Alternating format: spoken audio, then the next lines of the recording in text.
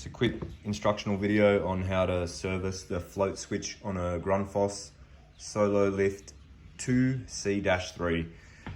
So you want to undo this Phillips head screw first.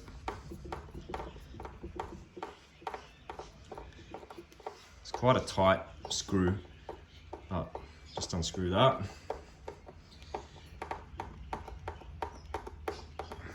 Okay, that comes out.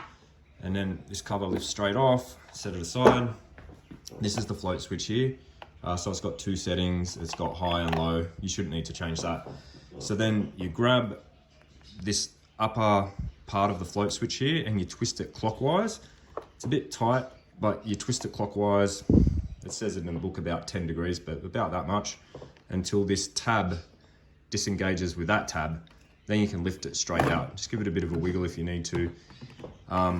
These wires here, you can pull them out, and I don't think it would matter which way they go when you put it back together. So you can pull them out, but I'm just gonna note that the blue one goes on the right as I'm looking at it from that angle. So pull them both out.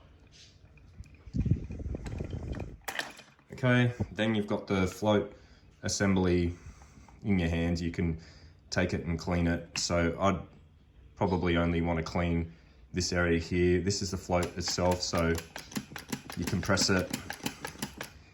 So you'd want to clean that with some soapy water, clean around here, and clean all the way up to the O-ring here as well. So the O-ring's got some sort of light grease on it from the factory. So clean it all up. Once it's done, just check your O-ring seal here with your finger and just make sure that's nice and clean. You could clean it up with a rag and just make sure that it's nice and free of any dirt and debris and stuff like that.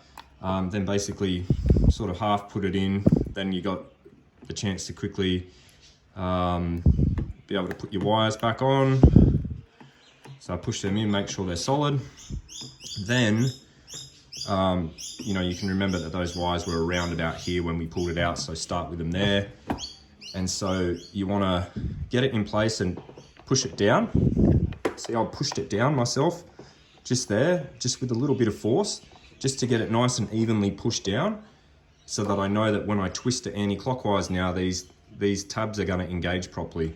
And so twist it anti-clockwise, and you just want to visually check here. Yes, that tab has gone in nicely, it's clicked in place, and there's another tab over the back here too. You want to check that one and make sure that that's gone in place nicely. Okay, and then put the cover back on. You've got to tilt the cover on an angle, so these little hooks here engage into their holes, and then push it down. Then you can screw it back up, which sounds simple enough, but I'm going to make a point here, is that it's fairly tight to screw down, and it may be hard to tell when you've actually got this tight enough. So a good way to check it is, if you think it's tight enough, just check by jiggling this up and down. And you can see that I've still got a few millimeters to go until it actually tightens down. So I'll go a little bit more.